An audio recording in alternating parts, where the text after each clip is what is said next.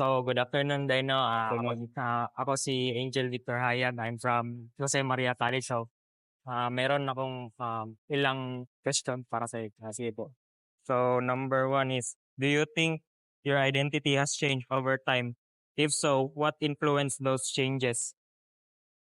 First of all, na identity is ever-changing na sa isa ka tao kay ang nag-affect ka na is ang social norms.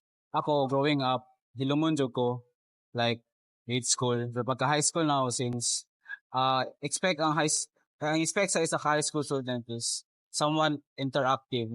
So, I can say na kung personality na change kay, ang mapansin ako karon kay nang sabaan ako, and kabalon ako magipag-mingle o interact sa mga tao.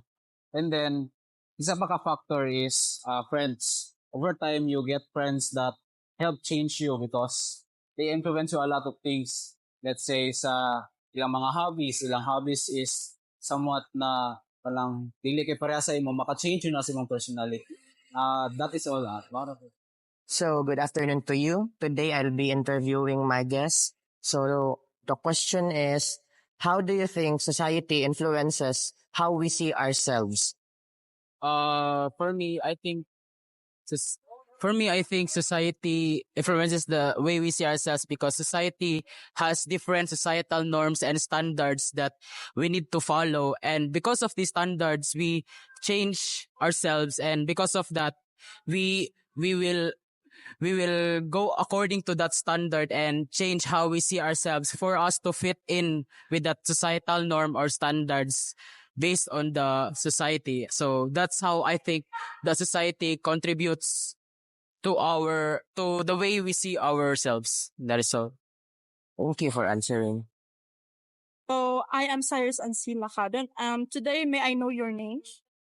Hello, I am Jada Nay Encarnacion. I am 18 years old and I am in grade 12. So, your question is, how does your cultural background shape your sense of self?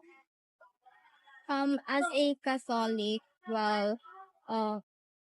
mas nabigyan ng sense yung buhay ko when I start, ever since I praise God, kasi every time na I talk to God, mas nababawasan yung problems ko and I feel like I am understood by someone without being judged.